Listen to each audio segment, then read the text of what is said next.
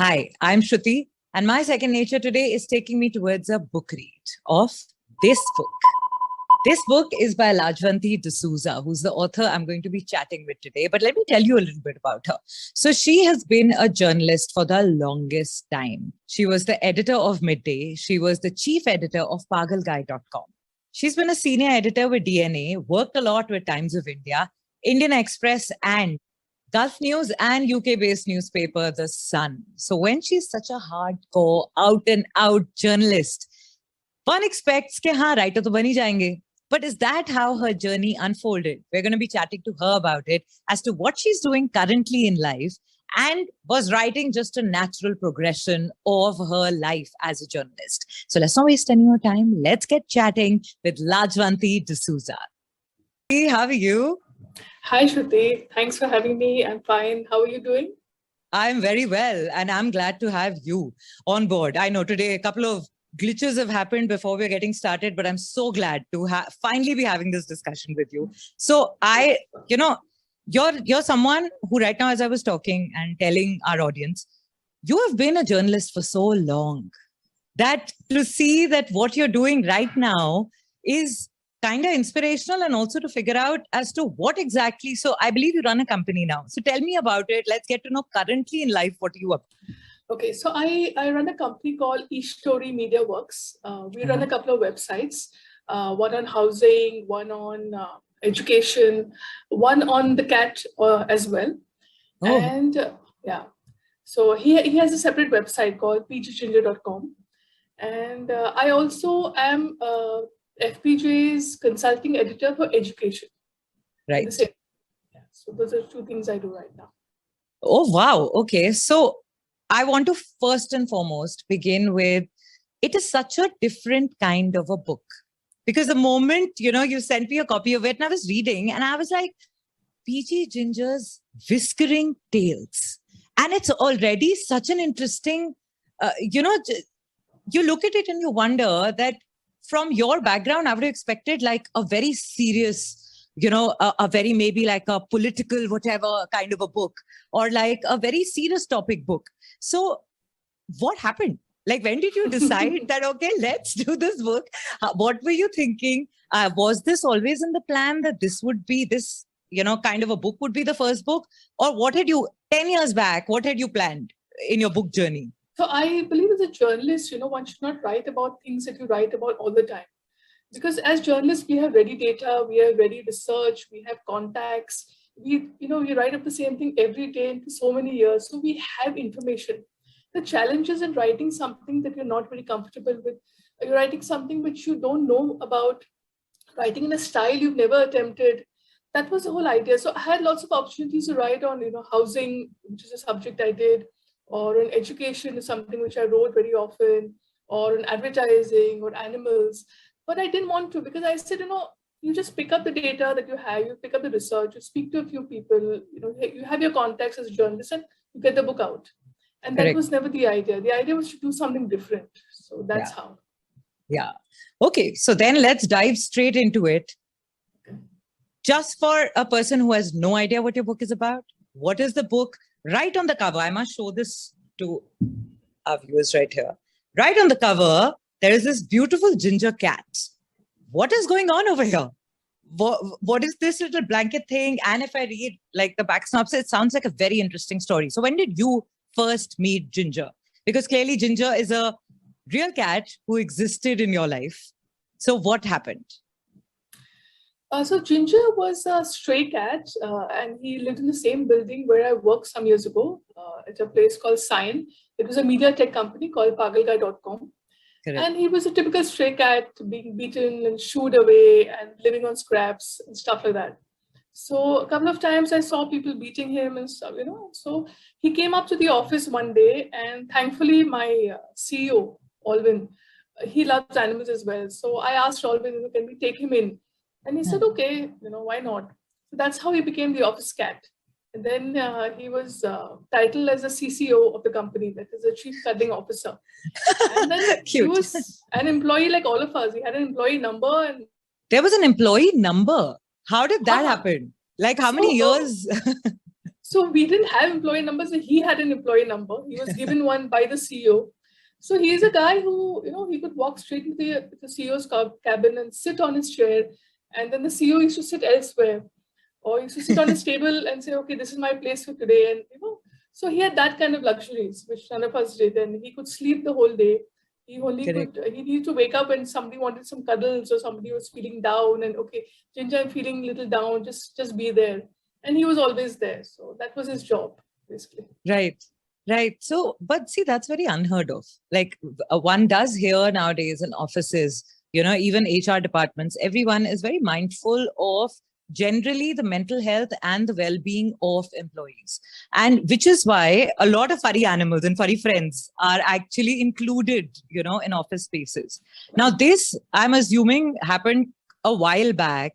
And for that to, incorporate it back then would have been quite interesting.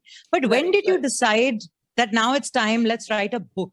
Because while the episodes must have been very exciting while it's happening, it happens in many offices around many people. So what is that switch that went off in your head where you said, book? Ginger was a very different cat. Now I work and I deal with lots of stray animals. I feed them and stuff like that. But Ginger was very different. I've been with lots of cats, and he was almost like a human being. He understood, he responded, he lived like any other person living with you. Never felt that he was a cat. And I thought that idea needs to go out, because I think lots of cats would be like this, lots of animals would be like this, but we classify them as animals or stray animals or pets. We don't classify them as beings. And, creatures that have feelings, aspirations, ambitions. They can maybe not say, maybe not talk the language we know, but they have so much to express. And we've always looked at animals as, those funny creatures or those little ones, the ones on the road. They're not to be touched and, they're dirty. So I said, here was an animal that, changed so many people's lives. Because of Ginger, so many people in the office brought cats home. And so many brought animals home. And so many adopted stray animals. And I said, this guy has really changed so many people's lives, so why not write about it? That was the basic idea. Right. So what happened? So as a writer, when you began writing, did you fall short of material at any point? Or did the cat lover ever conflict with the writer saying, the episodes are there, the stories are there, but now how do we actually put it into a proper writing form? Like, did that happen to you? So for the first time in my life, writing for so many years, I was stuck. I was stuck for words. I was stuck for a flow. I didn't know how to write because Ginger was so much there and everywhere and part of me. And luckily, Ginger ran a website. So Ginger ran a website called pgginger.com. In pagalgai.com, where I worked, we published for the first time something called a self-publishing platform, where our people, the guys who saw the website, students, they could write. It was self-publishing. So Ginger wrote there, and we often got comments saying Ginger is the best writer in your company. So then that gave the idea that why can't Ginger have his own website? So he has his own Twitter handle, he has his Facebook page, he has a website.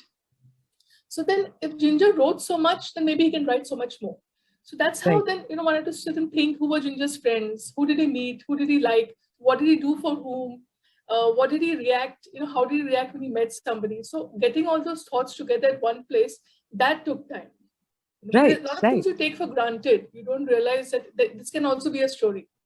Correct. That's what. Exactly. And that's when, things get tough and they get like a little more complicated. So great. Now we've been talking so much about Ginger. I think it's only fair that first let's go into a little bit of a book read. And then let's let the audience also get to know what the book is about and how the chapters are. And I'm sure many more interesting questions are going to come out of it. All right, time to do some reading. Both our books are here. The writer is here. The narrator is here. But today the writer will also be the narrator. So we're going to just juggle it up and let's begin. This is chapter 30 of P.G. Ginger's Whiskering Tales, My Wall-Friendly Mate. In the home where I stayed, there was one woman, eccentrically terrified of lizards. Whenever there were uncontrollable howls, I knew a lizard had been spotted. I was often told to deal with the lizard, which meant not kill, but drive it out of the house. I was expected to turn into some super cat, vault to the ceiling, and simply direct it away. Now, lizards and cats are not the best of pals, so it was never an easy assignment for me. Secondly, I thought the modern day dinosaur descendants are one of the most misunderstood creatures in the world. I say misunderstood because they're not cuddly to look at, and so it is believed they may be also be evil. They look peculiar and have an uncanny habit of lounging in one place for hours together, much to the ire of others around. One rainy evening, when I lay swaddled in my covers on my plush bed, I heard some frenzied cries. I ran out and saw this woman desperately trying to shoo away a lizard. She positioned herself as far away from the reptile as possible, with a broom in her extended hand and shouting, "Shoo!" in different voice modulations. Secretly, I used to call her a shoe woman. The lizard seemed more petrified than the woman. I casually looked up and signaled to the saurian to go behind a wall frame, at least for the time being. It did that in a jiffy. But the jolted woman was not convinced and swiped behind the wall frame with her bushy weapon. I finally pleaded with the woman to let go while I dealt with the reptile. She agreed. Phew, now what? I called the lizard out, who was trembling and sneezing away, his nostrils having been trickled by the broom's blades chasing him. Do I look that hideous? That she shrieks every time she sees me? He asked. I looked at him and told him honestly that he wasn't exactly God's most beautiful creation. He introduced himself as Wally, and I understood his affinity to walls. Anyway, I told him we had to work out a middle path to end the shrill shrieks at any time of the day and night. Wally was not convinced. He told me that dashing across walls was what he does. It was part of his routine because that meant collecting dinner in the form of flies and other insects found plenty near light sources. I couldn't counter him. I asked him if there was an alternative to insects that could work. He said he liked apple shreds without their seeds, kale, and some microgreens that do not have a strong odor. Hearing the illustrious list, I was aghast. Boy, he had some taste. I spied some apple crumbs lying on the dining table. The next time the refrigerator opened, I peeped in and spotted some greens too. I told Wally to polish off the apple crumbs right away and make his presence scarce before the bawling human comes by again. He complied and went undercover behind the curtains. During the day, I saw Wally prancing around an army of ants making a good of the apple crumbs. Around dusk, I asked Curly for some greens to play with and promptly was handed some French beans. Handed as in she felt I wanted to play with them. Usually vegetables like ladyfingers, French beans, thin rich gouts were thrown on the floor for me and I had to either catch them or play paw ball. That day, I pretended to play and quickly hid 2 beans under the table.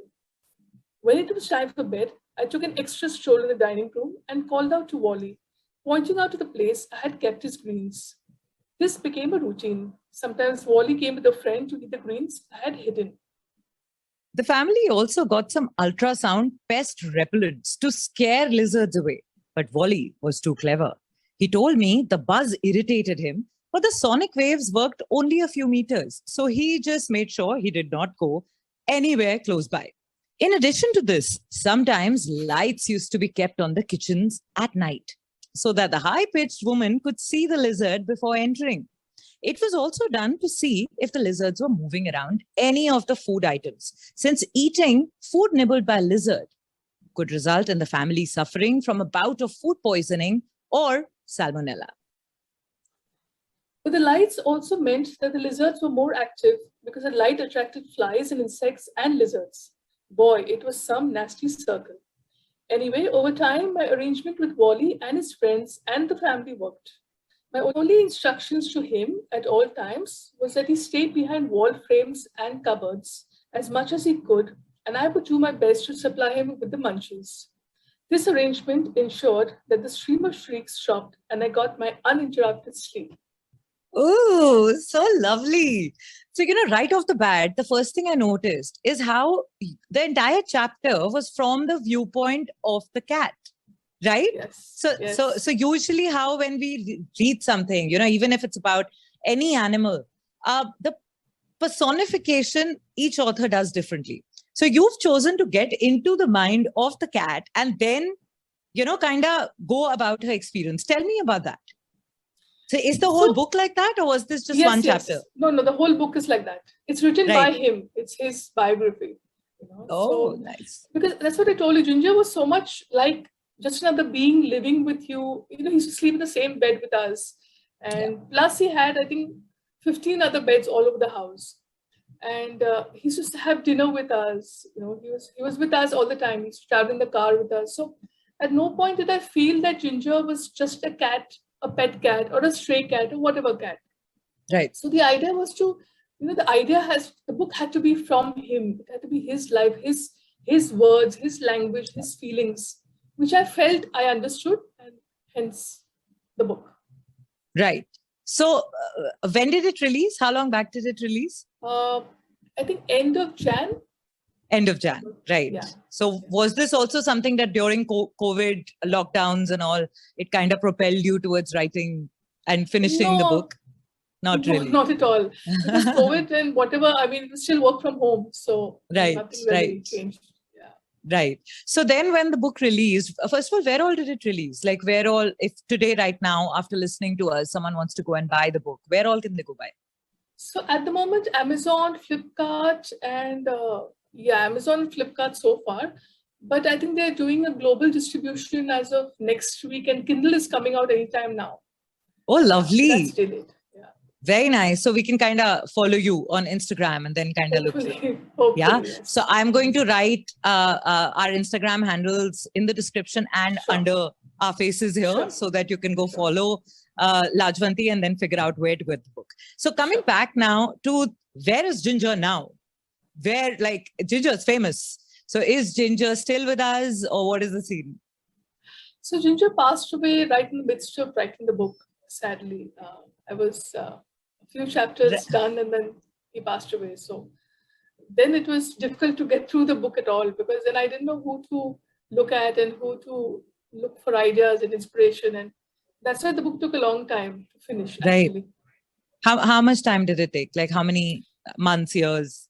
So I started, I think last year, or maybe 2019 at the end. And then I thought by I would finish. But then he died that July.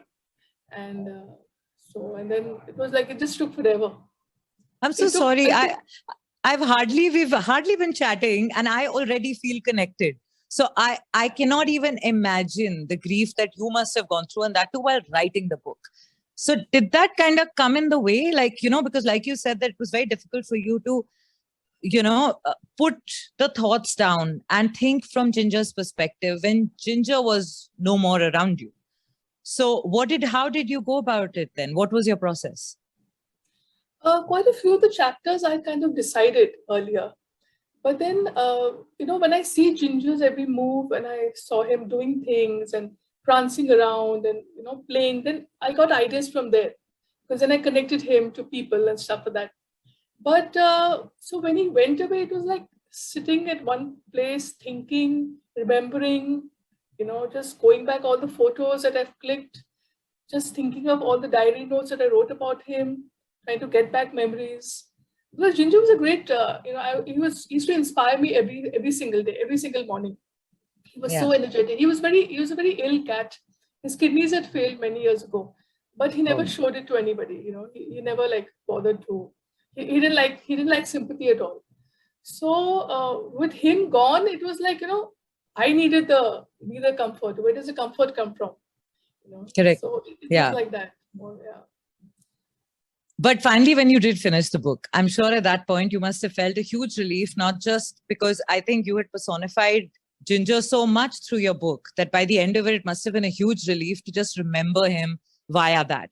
And for all the people, I'm sure once the book released, everyone who had been part of Ginger's life, did they call you and connect with you if they remembered certain incidents that happened, which are mentioned in the book?